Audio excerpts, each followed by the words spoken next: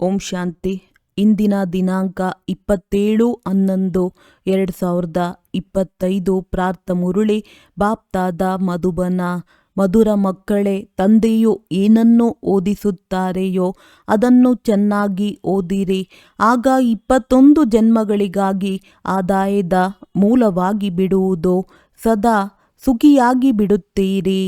ಪ್ರಶ್ನೆ: ನೀವು ಮಕ್ಕಳ ಅತೀಂದ್ರಿಯ ಸುಖದ ಗಾಯನ ಏಕೆ ಇದೆ? ಉತ್ತರ: ಏಕೆಂದರೆ ನೀವು ಮಕ್ಕಳೇ ಈ ಸಮಯದಲ್ಲಿ ತಂದೆಯನ್ನು ಅರಿತುಕೊಂಡಿದ್ದೀರಿ. ನೀವೇ ತಂದೆಯ ಮೂಲಕ ಸೃಷ್ಟಿಯ ಆದಿ ಮಧ್ಯ ಅಂತ್ಯವನ್ನು ಅರಿತಿದ್ದೀರಿ. ನೀವೀಗ ಸಂಗಮ ಯುಗದಲ್ಲಿ ಬೇಹದ್ದಿನಲ್ಲಿ ನಿಂತಿದ್ದೀರಿ. ನಿಮಗೆ ತಿಳಿದಿದೆ, ನಾವೀಗ ಈ ಉಪ್ಪು ನೀರಿನ ಕಣಿವೆಯಿಂದ ಅಮೃತದ ಕಡೆ ಹೋಗುತ್ತಿದ್ದೇವೆ. ನಮಗೆ ಸ್ವಯಂ ಭಗವಂತನೇ ಓದಿಸುತ್ತಿದ್ದಾರೆ. ಈ ಖುಷಿಯು ಬ್ರಾಹ್ಮಣರಿಗೆ ಇರುತ್ತದೆ.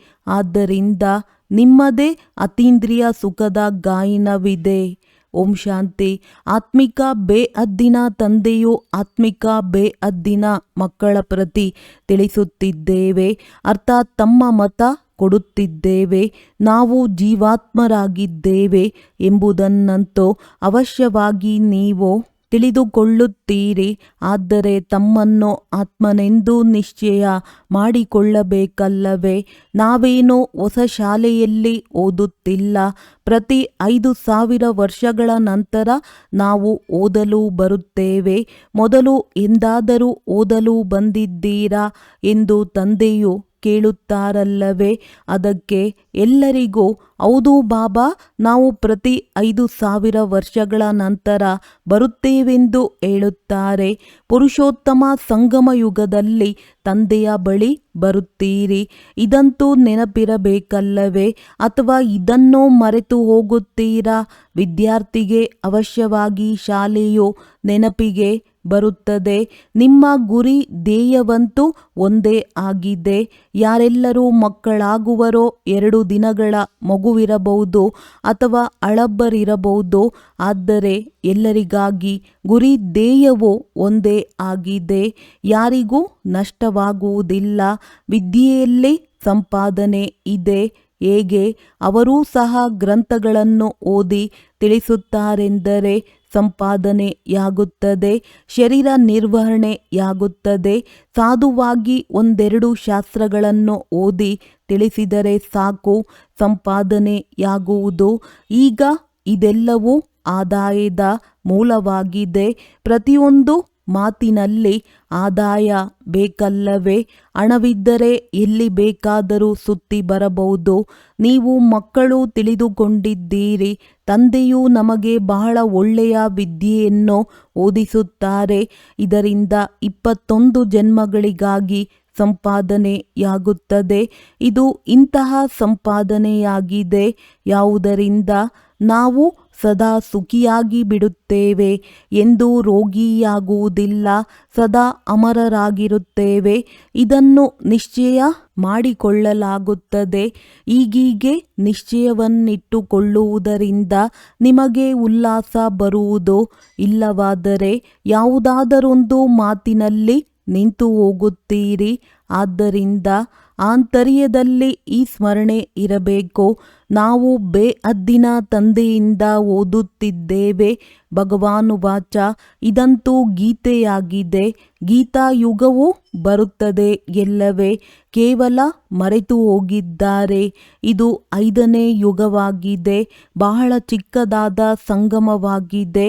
ವಾಸ್ತವದಲ್ಲಿ ಇದಕ್ಕೆ 4ನೇದೆಂದು ಹೇಳುವುದಿಲ್ಲ. ಪರ್ಸೆಂಟೇಜ್ ಹಾಕಬಹುದಾಗಿದೆ. ಅದನ್ನು ಮುಂದೆ ಹೋದಂತೆ ತಂದೆಯು ತಿಳಿಸುತ್ತಿರುತ್ತಾರೆ. ತಂದೆಯು ತಿಳಿಸುವ ಸಮಯವು ಡ್ರಾಮಾದಲ್ಲಿ ನಿಗದಿಯಾಗಿದೆಯಲ್ಲವೇ? ನೀವೆಲ್ಲ ಆತ್ಮಗಳಲ್ಲಿ ಪಾತ್ರವು ನಿಗದಿಯಾಗಿದೆ. ಅದು ಪುನರಾವರ್ತನೆಯಾಗುತ್ತಿದೆ. ನೀವು ಏನನ್ನು ಕಲಿಯುತ್ತೀರೋ ಅದು ಸಹ ಪುನರಾವರ್ತನೆಯಾಗುತ್ತಿದೆ ಎಲ್ಲವೇ? ಪುನರಾವರ್ತನೆಯ ರಹಸ್ಯವು ನೀವು ಮಕ್ಕಳಿಗೆ ಅರ್ಥವಾಗುವುದು. ಹೆಜ್ಜೆ ಹೆಜ್ಜೆಯಲ್ಲಿ ಪಾತ್ರವು ಬದಲಾಗುತ್ತಾ ಹೋಗುತ್ತಿದೆ. ಒಂದು ಕ್ಷಣವು ಇನ್ನೊಂದು ಕ್ಷಣಕ್ಕೆ ಹೋಲುವುದಿಲ್ಲ. ಇದು ನಿಧಾನವಾಗಿ ಟಿಕ್ ಟಿಕ್ ಎಂದು ನಡೆಯುತ್ತಿರುತ್ತದೆ.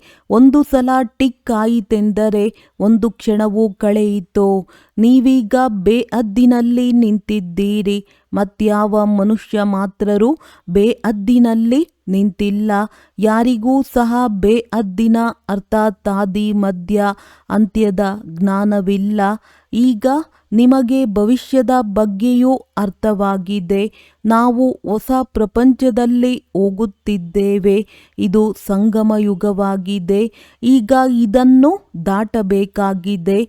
ಉಪ್ಪು ನೀರಿನ ಕಣಿವೆ ಇದೆಯಲ್ಲವೇ? ಒಂದು ಕಡೆ ಸಿಹಿ ನೀರಿನ ಕಣಿವೆ ಇದೆ, ಇನ್ನೊಂದು ಕಡೆ ಉಪ್ಪು ನೀರಿನ ವಿಷದ ಕಣಿವೆ ಇದೆ. ನೀವೀಗ ವಿಷಯ ಸಾಗರದಿಂದ ಶಿರಸಾಗರದ ಎಡೆಗೆ ಹೋಗುತ್ತಿದ್ದೀರಿ. ಇದು ಬೇಹದ್ದಿನ ಮಾತಾಗಿದೆ. ಪ್ರಪಂಚದಲ್ಲಿ ಈ ಮಾತುಗಳ ಬಗ್ಗೆ ಯಾರಿಗೂ ತಿಳಿದಿಲ್ಲ. ಹೊಸ ಮಾತಲ್ಲವೇ? ಭಗವಂತನೆಂದು ಯಾರಿಗೆ ಹೇಳಲಾಗುತ್ತದೆ? ಅವರು ಯಾವ ಪಾತ್ರವನ್ನಭಿನಯಿಸುತ್ತಾರೆ ಎಂಬುದನ್ನು ನೀವೇ ತಿಳಿದುಕೊಂಡಿದ್ದೀರಿ. ಬನ್ನಿ, ನಾವು ನಿಮಗೆ ಪರಮಪಿತ ಪರಮಾತ್ಮನ ಚರಿತ್ರೆಯನ್ನು ತಿಳಿಸುತ್ತೇವೆಂದು ನೀವು ಭಾಷಣದ ರೂಪದಲ್ಲಿಯೂ ಇದನ್ನು ತಿಳಿಸುತ್ತಾ ಹೋಗಿ. ಹಾಗೆ ಹೇಳುವುದಾದರೆ ಮಕ್ಕಳು ತಂದೆಯ ಚರಿತ್ರೆಯನ್ನು ತಿಳಿಸುತ್ತಾರೆ. ಇದು ಸರ್ವೇ ಸಾಮಾನ್ಯವಾಗಿದೆ. ಆದರೆ ಇಲ್ಲಂತೂ ಇವರು ತಂದೆಯರಿಗೂ ತಂದೆಯಲ್ಲವೇ? ಇವರನ್ನು ನಿಮ್ಮಲ್ಲಿಯೂ ನಂಬರ್ ವಾರ್ ಪುರುಷಾರ್ಥದನುಸಾರ ಅರಿತುಕೊಂಡಿದ್ದಾರೆ. ನೀವೀಗ ಯಥಾರ್ಥ ರೀತಿಯಲ್ಲಿ ತಂದೆಯ ಪರಿಚಯ ಕೊಡಬೇಕಾಗಿದೆ. ನಿಮಗೂ ಸಹ ತಂದೆಯು ತಿಳಿಸಿದ್ದಾರೆ. ಆದ್ದರಿಂದ ನೀವು ತಿಳಿಸಿಕೊಡುತ್ತೀರಿ. ಮತ್ಯಾರೂ ಬೇಹದ್ದಿನ ತಂದೆಯನ್ನು ಅರಿತುಕೊಂಡಿರಲು ಸಾಧ್ಯವಿಲ್ಲ. ನೀವು ಈ ಸಂಗಮದಲ್ಲಿಯೇ ಅರಿತುಕೊಂಡಿದ್ದೀರಿ.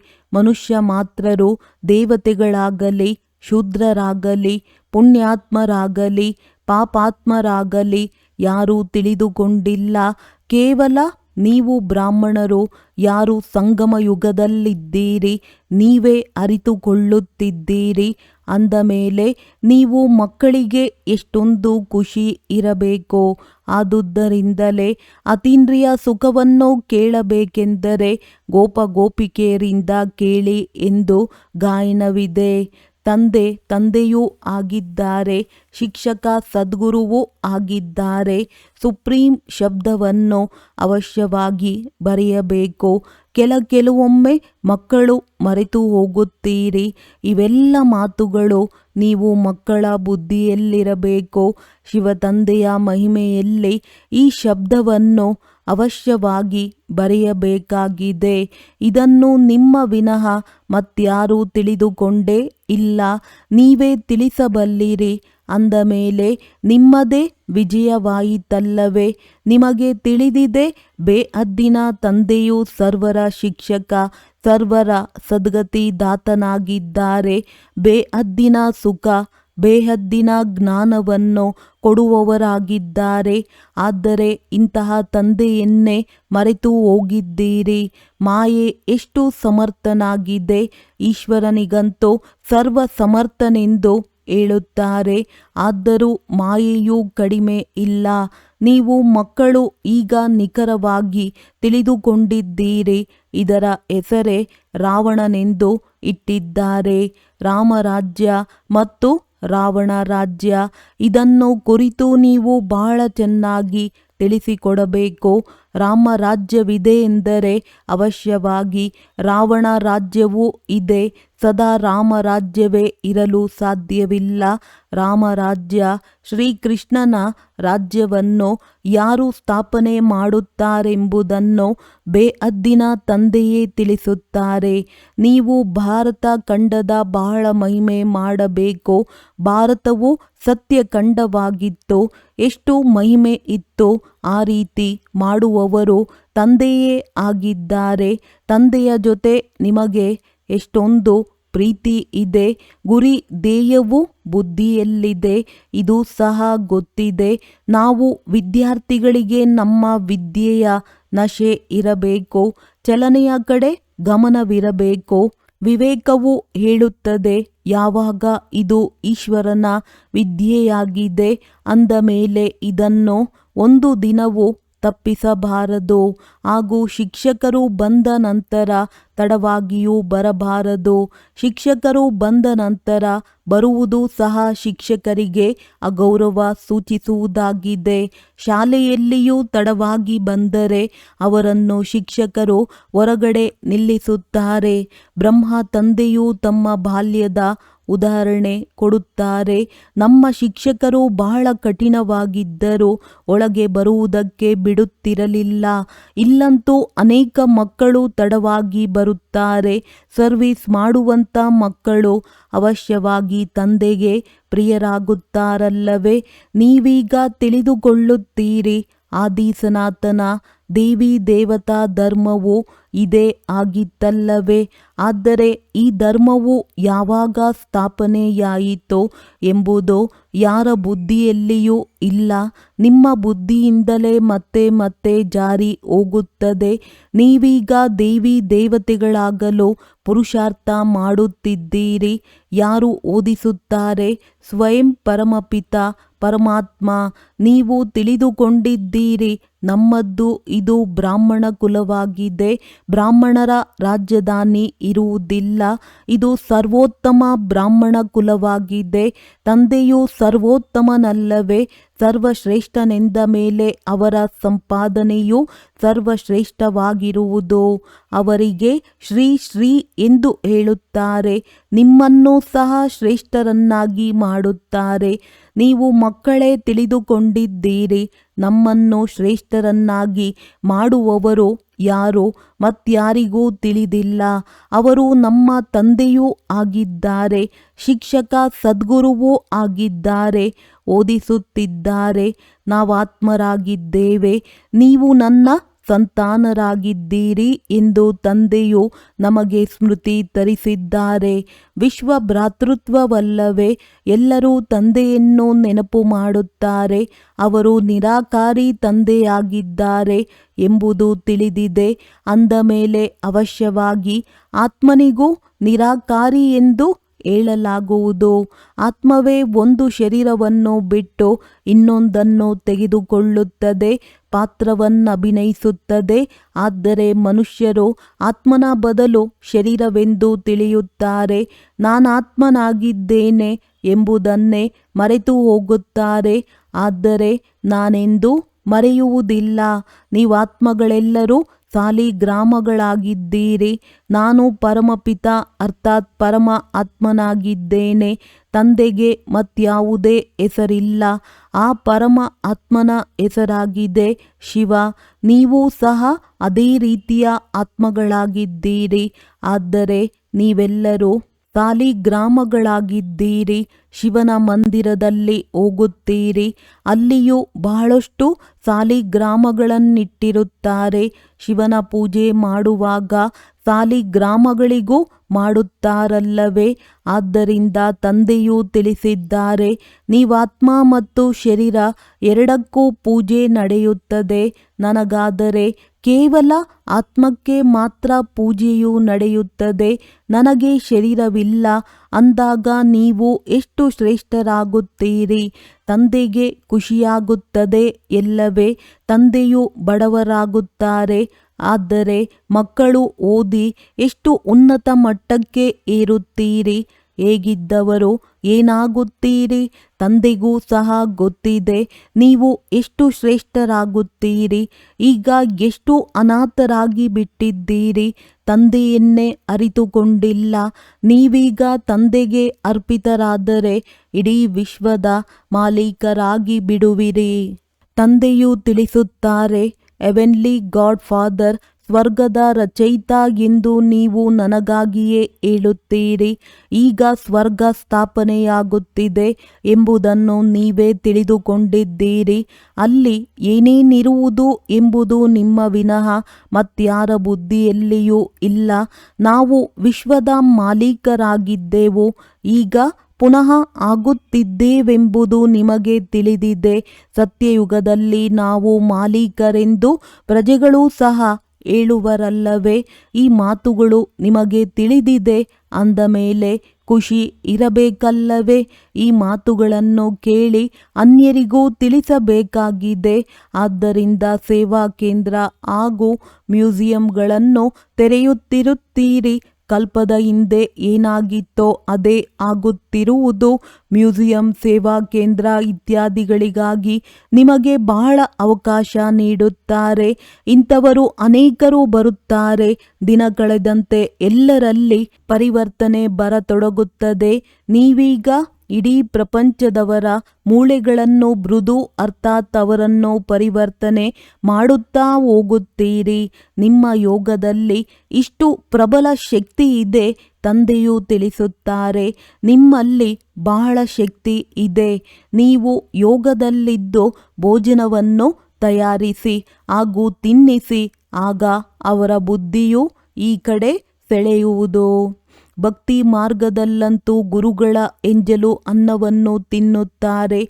ನೀವು ಮಕ್ಕಳು ತಿಳಿದುಕೊಂಡಿದ್ದೀರಿ. ಭಕ್ತಿ ಮಾರ್ಗದ ವಿಸ್ತಾರವು ಬಹಳಷ್ಟಿದೆ. ಅದರ ವರ್ಣನೆ ಮಾಡಲು ಸಾಧ್ಯವಿಲ್ಲ. ಇದು ಬೀಜ, ಅದು ವೃಕ್ಷವಾಗಿದೆ. ಬೀಜದ ವರ್ಣನೆ ಮಾಡಬಹುದು, ಆದರೆ ವೃಕ್ಷದ ಎಲೆಗಳ ಎಲ್ಲವನ್ನು ಎಣಿಕೆ ಮಾಡಿ ಎಂದು ಯಾರಿಗಾದರೂ ಹೇಳಿದರೆ ಅದು ಎಣಿಕೆ ಮಾಡಲು ಸಾಧ್ಯವಿಲ್ಲ. ಏಕೆಂದರೆ ಲೆಕ್ಕವಿಲ್ಲದಷ್ಟು ಎಲೆಗಳಿರುತ್ತವೆ. ಬೀಜವಂತೂ ಸಾರ ರೂಪದಲ್ಲಿರುತ್ತದೆ. ಅದ್ಭುತವಲ್ಲವೇ? ಇದಕ್ಕೆ ಸೃಷ್ಟಿ ಎಂದು ಹೇಳುತ್ತಾರೆ. ಜೀವ ಜಂತುಗಳು ಎಷ್ಟೊಂದು ಅದ್ಭುತವಾಗಿವೆ. ಅನೇಕ ಪ್ರಕಾರದ ಕೀಟಗಳಿವೆ. ಇವು ಹೇಗೆ ಹುಟ್ಟುತ್ತವೆ? ಇದು ಬಹಳ ಅದ್ಭುತ ನಾಟಕವಾಗಿದೆ. ಇದಕ್ಕೆ ಪ್ರಕೃತಿ ಎಂದು ಹೇಳಲಾಗುತ್ತದೆ. ಇದು ಮಾಡಲ್ಪಟ್ಟ ಆಟವಾಗಿದೆ. ಸತ್ಯಯುಗದಲ್ಲಿ ಏನೇನು ನೋಡುತ್ತೀರಿ ಎಲ್ಲವೂ ಹೊಸದಾಗಿರುತ್ತದೆ. ನವಿಲಿಗಾಗಿ ತಂದೆಯು ತಿಳಿಸಿದ್ದಾರೆ. ನವಿಲು ಭಾರತದ ರಾಷ್ಟ್ರ ಪಕ್ಷಿ ಎಂದು ಹೇಳುತ್ತಾರೆ. ಏಕೆಂದರೆ ಶ್ರೀಕೃಷ್ಣನ ಕಿರೀಟದಲ್ಲಿ ನವಿಲು ಗರಿಯನ್ನು ತೋರಿಸುತ್ತಾರೆ. ನವಿಲು ಬಹಳ ಸುಂದರ ಪಕ್ಷಿಯಾಗಿದೆ. ಅದರ ಗರ್ಭಧಾರಣೆಯೂ ಸಹ ಕಣ್ಣೀರಿನಿಂದ ಆಗುತ್ತದೆ. ಆದ್ದರಿಂದ ಅದಕ್ಕೆ ರಾಷ್ಟ್ರ ಪಕ್ಷಿ ಎಂದು ಹೇಳುತ್ತಾರೆ. ಇಂತಹ ಸುಂದರ ಪಕ್ಷಿಗಳು ವಿದೇಶದ ಕಡೆಯೂ ಇರುತ್ತವೆ. ಈಗ ನೀವು ಮಕ್ಕಳಿಗೆ ಇಡೀ ಸೃಷ್ಟಿಯ ಆದಿ ಮಧ್ಯ ಅಂತ್ಯದ ರಹಸ್ಯವನ್ನು ತಿಳಿಸಿದ್ದೇನೆ. ಇದು ಮತ್ಯಾರಿಗೂ ತಿಳಿದಿಲ್ಲ. ಎಲ್ಲರಿಗೆ ಹೇಳಿ ನಾವು ನಿಮಗೆ ಪರಮಪಿತ ಪರಮಾತ್ಮನ ಚರಿತ್ರೆಯನ್ನು ತಿಳಿಸುತ್ತೇವೆ. ರಚಯಿತನಿರುವರೆಂದರೆ ಅವಶ್ಯವಾಗಿ ಅವರ ರಚನೆಯೂ ಇರುವುದು. ಅದರ ಇತಿಹಾಸವನ್ನು ನಾವು ತಿಳಿದುಕೊಂಡಿದ್ದೇವೆ. ಸರ್ವಶ್ರೇಷ್ಠ ಬೇಅದ್ದಿನ ತಂದೆಯ ಪಾತ್ರವೇನು ಎಂಬುದನ್ನು ನಾವು ತಿಳಿದಿದ್ದೇವೆ. ಪ್ರಪಂಚದವರಿಗೆ ಏನೂ ತಿಳಿದಿಲ್ಲ. ಇದು ಬಹಳ ಚೀಚಿ ಪ್ರಪಂಚವಾಗಿದೆ. ಈ ಸಮಯದಲ್ಲಿ ಸೌಂದರ್ಯವಿದ್ದರೂ ಕಷ್ಟ. ಕುಮಾರಿಯರನ್ನು ನೋಡಿ ಹೇಗೆ ಓಡಿಸಿಕೊಂಡು ಹೋಗುತ್ತಾರೆ. ನೀವು ಮಕ್ಕಳಿಗೆ ಈ ವಿಕಾರಿ ಪ್ರಪಂಚದೊಂದಿಗೆ ತಿರಸ್ಕಾರವಿರಬೇಕು. ಇದು ಚೀಚಿ ಪ್ರಪಂಚ, ಚೀಚಿ ಶರೀರವಾಗಿದೆ. ನಾವಂತೂ ಈಗ ತಂದೆಯನ್ನು ನೆನಪು ಮಾಡಿ ನಾವಾತ್ಮರನ್ನು ಪವಿತ್ರವನ್ನಾಗಿ ಮಾಡಿಕೊಳ್ಳಬೇಕಾಗಿದೆ. ನಾವು ಸತೋಪ್ರಧಾನರಾಗಿದ್ದೆವು, ಸುಖಿಯಾಗಿದ್ದೆವು. ಈಗ ತಮೋಪ್ರಧಾನರಾಗಿದ್ದೇವೆ, ಆದ್ದರಿಂದ ದುಃಖಿಯಾಗಿದ್ದೇವೆ. ಈಗ ಪುನಃ ಸತೋಪ್ರಧಾನರಾಗಬೇಕಾಗಿದೆ. ನಾವು ಪತಿತರಿಂದ ಪಾವನರಾಗಬೇಕೆಂದು ನೀವು ಬಯಸುತ್ತೀರಿ. ಪತಿತ ಪಾವನ ಎಂದು ಬಲೆ ಆಡುತ್ತಾರೆ. ಆದರೆ ಈ ಪತಿತ ಪ್ರಪಂಚದೊಂದಿಗೆ ತಿರಸ್ಕಾರವೇ ಬರುವುದಿಲ್ಲ. ನಿಮಗೆ ತಿಳಿದಿದೆ, ಇದು ಚೀಚಿ ಪ್ರಪಂಚವಾಗಿದೆ. ಹೊಸ ಪ್ರಪಂಚದಲ್ಲಿ ನಮಗೆ ಶರೀರವು ಪವಿತ್ರವಾದದ್ದು ಸಿಗುವುದು. ನಾವೀಗ ಅಮರಪುರಿಯ ಮಾಲೀಕರಾಗುತ್ತಿದ್ದೇವೆ ಅಂದಾಗ ಮಕ್ಕಳಿಗೆ ಸದಾ ಖುಷಿ, ಹರ್ಷಿತಮುಖಿಯಾಗಿರಬೇಕು. ನೀವು ಬಹಳ ಮಧುರ ಮಕ್ಕಳಾಗಿದ್ದೀರಿ. ತಂದೆಯು 5000 ವರ್ಷಗಳ ನಂತರ ಪುನಃ ಅದೇ ಮಕ್ಕಳೊಂದಿಗೆ ಮಿಲನ ಮಾಡುತ್ತಾರೆ. ಅಂದ ಮೇಲೆ ಅವಶ್ಯವಾಗಿ ನಾನು ಪುನಃ ಮಿಲನ ಮಾಡಲು ಬಂದಿದ್ದೇನೆಂದು ಖುಷಿಯಾಗುತ್ತದೆ ಎಲ್ಲವೇ? ಒಳ್ಳೆಯದು. ಮಧುರಾತಿ ಮಧುರ ಅಗಲಿ ಹೋಗಿ ಮರಳಿ ಸಿಕ್ಕಿರುವ ಮಕ್ಕಳ ಪ್ರತಿ ಮಾತ್ಪಿತಾ ಬಾಪ್ ತಾದಾರವರ ನೆನಪು ಪ್ರೀತಿ ಹಾಗೂ ಸುಪ್ರಭಾತ. ಆತ್ಮಿಕ ಮಕ್ಕಳಿಗೆ ಆತ್ಮಿಕ ತಂದೆಯ ನಮಸ್ತೆ. ಧಾರಣೆಗಾಗಿ ಮುಖ್ಯ ಸಾರ: ನಾವು ಈಶ್ವರೀಯ ವಿದ್ಯಾರ್ಥಿಗಳಾಗಿದ್ದೇವೆ. ಆದ್ದರಿಂದ ವಿದ್ಯೆಯ ನಶೆಯೂ ಇರಬೇಕು, ಜೊತೆಗೆ ನಡವಳಿಕೆಯ ಪ್ರತಿ ಗಮನವೂ ಇರಬೇಕು. ಒಂದು ದಿನವೂ ವಿದ್ಯಾಭ್ಯಾಸವನ್ನು ತಪ್ಪಿಸಬಾರದು. ತಡವಾಗಿ ತರಗತಿಗೆ ಬಂದು ಶಿಕ್ಷಕರಿಗೆ ಅಗೌರವ ಮಾಡಬಾರದು. ಈ ವಿಕಾರಿ ಚೀಚಿ ಪ್ರಪಂಚದೊಂದಿಗೆ ತಿರಸ್ಕಾರವನ್ನಿಡಬೇಕು. ತಂದೆಯ ನೆನಪಿನಿಂದ ತಮ್ಮನ್ನು ಪವಿತ್ರ ಸತೋಪ್ರಧಾನರನ್ನಾಗಿ ಮಾಡಿಕೊಳ್ಳುವ ಪುರುಷಾರ್ಥ ಮಾಡಬೇಕು. ಸದಾ ಖುಷಿ ಹರ್ಷಿತಮುಖಿಯಾಗಿರಬೇಕು.